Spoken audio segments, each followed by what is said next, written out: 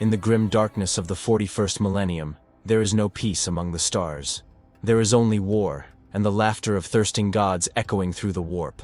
Into this crucible of eternal suffering, where compassion is heresy and kindness a mutation of the soul, there fell a hero from a gentler cosmos, a man who believed that with great power comes great responsibility. This is the story of how Peter Parker died, and how the Imperium of Man learned to fear the most dangerous thing in all the galaxy: hope.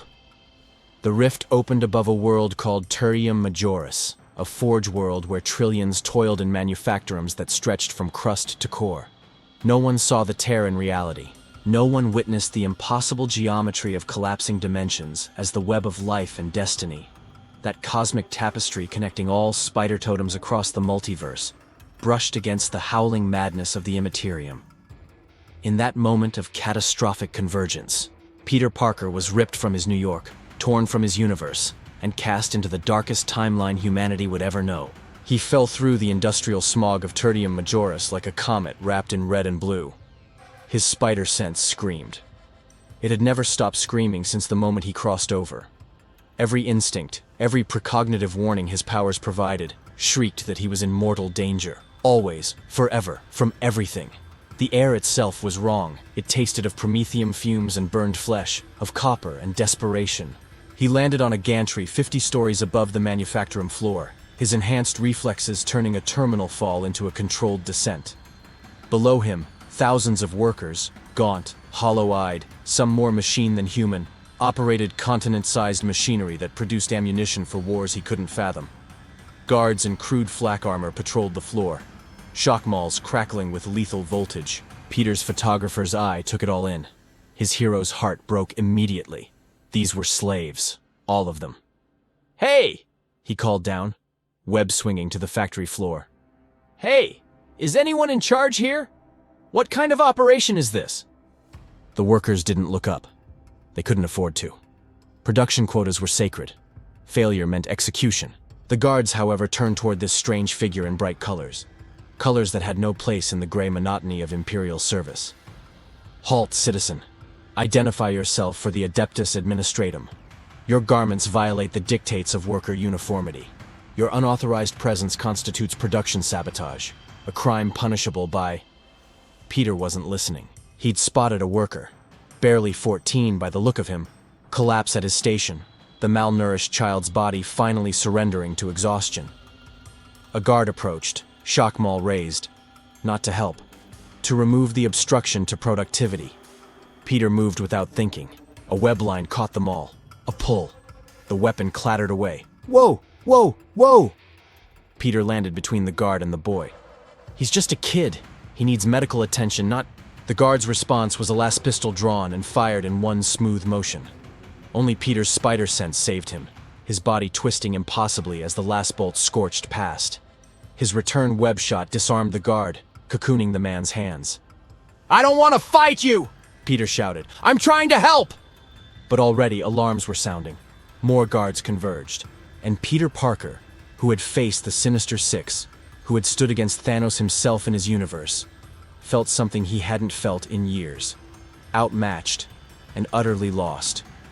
He grabbed the unconscious boy and ran. The next 3 weeks taught Peter Parker the true meaning of nightmare. He learned that the Imperium of Man was indeed humanity's empire, 10,000 years old, spanning 1,000,000 worlds, and built on a foundation of xenophobia, religious zealotry, and industrial-scale slaughter that made every villain he'd ever fought look merciful by comparison. He learned that the Emperor, a figure worshipped as a living god, was a corpse thing sustained by the daily sacrifice of 1,000 psychic souls. He learned that in this universe, humanity's motto was simple: survival at any cost, compassion be damned. Peter tried to survive by helping. It was all he knew how to do. He saved a food caravan from what the locals called orcs, green-skinned monsters the size of trucks who lived only for war. He webbed up the Xenos with an efficiency that would have made the Arbites jealous. The convoy survivors didn't thank him.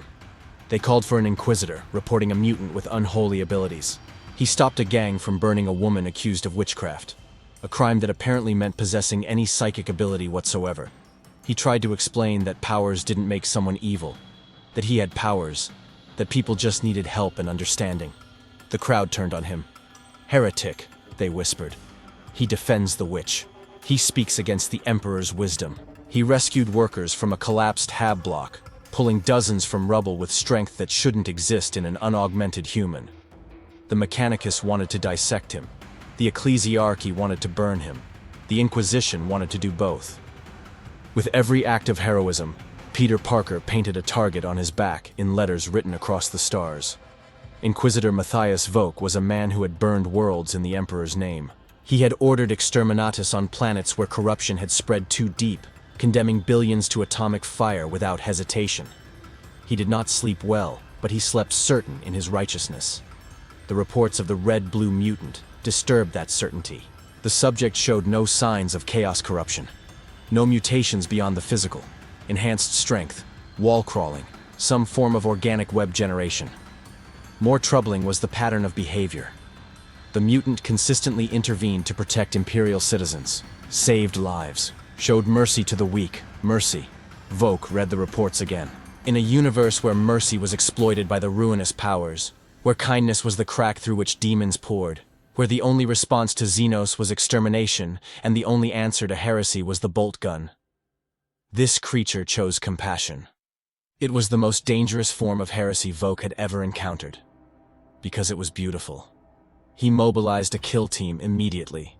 They found Peter in the underhive of Turium Majoris, hiding among the dregs and outcasts he'd been protecting. The inquisitorial stormtroopers came with hell guns and frag grenades, with hatred righteous and absolute. People who could be reasoned with. "Please!" he shouted over the gunfire. "I'm not your enemy! I'm just trying to help!" "The Xenos says the same." Vogt's voice echoed through the underhive, amplified by voxcasters. "The demon offers gifts. The heretic speaks of peace. But there is no peace in the Emperor's galaxy. Only war. Only purity through suffering." A hellgun blast caught Peter in the shoulder. The superheated energy punched through his costume, burned flesh and muscle. He cried out, not in pain but in frustration, in grief, because he finally understood. There were no heroes in Warhammer 40,000. There were only survivors and corpses. He could have escaped. His webs, his agility, his spider sense, he could have vanished into the underhive's labyrinth. But behind him, a dozen people he'd been protecting huddled in terror. Families, children, the people everyone else had abandoned. Peter Parker made his choice the way he always did. Someone had to make a stand.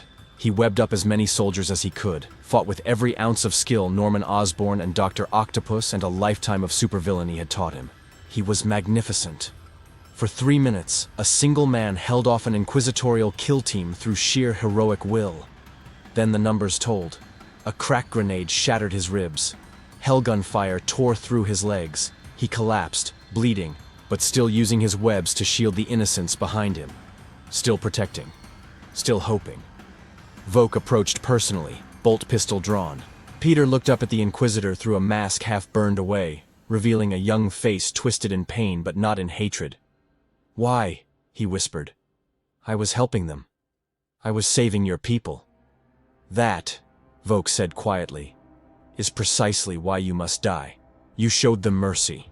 You showed them that the strong can protect the weak without demanding obedience. You showed them hope beyond the Emperor's light. And hope, in this galaxy, is the most dangerous mutation of all." The bolt pistol fired. The mass-reactive round entered Peter Parker's chest and detonated inside his heart. They burned his body in the traditional way, scattered his ashes into Tertium Majoris' toxic atmosphere, where the winds of the Forge world would disperse them across 100,000 kilometers. The Inquisition declared the incident closed. The mutant was dead. Imperial doctrine was preserved. But in the Underhive, among the people he died protecting, something unprecedented occurred. They remembered him. In a galaxy where 1 trillion souls died every day unmourned and unmissed, where individual lives held no value against the vast machinery of Imperial survival, the people of Tertium Majoris' Underhive whispered a name: Spiderman. They told stories of the man in red and blue who saved without asking for faith, who protected without demanding service, who died so others could live. The Inquisition tried to suppress the stories, but stories, like hope, are harder to kill than men. Centuries later, On worlds the Imperium had forgotten, among populations too insignificant to warrant notice, a strange superstition persisted. When someone showed unearned kindness, when mercy appeared where only brutality should exist, the faithful would make a gesture. Thumb and middle finger touching, other 3 fingers spread. The sign of the spider. It meant nothing to the Imperium. It changed nothing about the endless war. But in the grim darkness where there is no peace, where compassion is heresy and mercy is weakness, the faintest echo of a different way survived. Not as doctrine, not as revolution, simply as memory.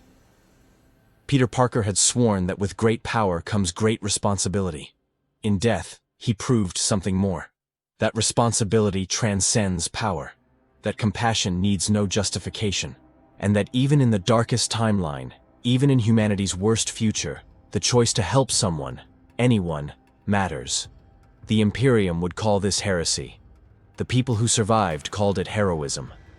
And in the vast cosmic web that connects all realities, the web of life and destiny recorded Peter Parker's sacrifice not as a tragedy, but as a triumph.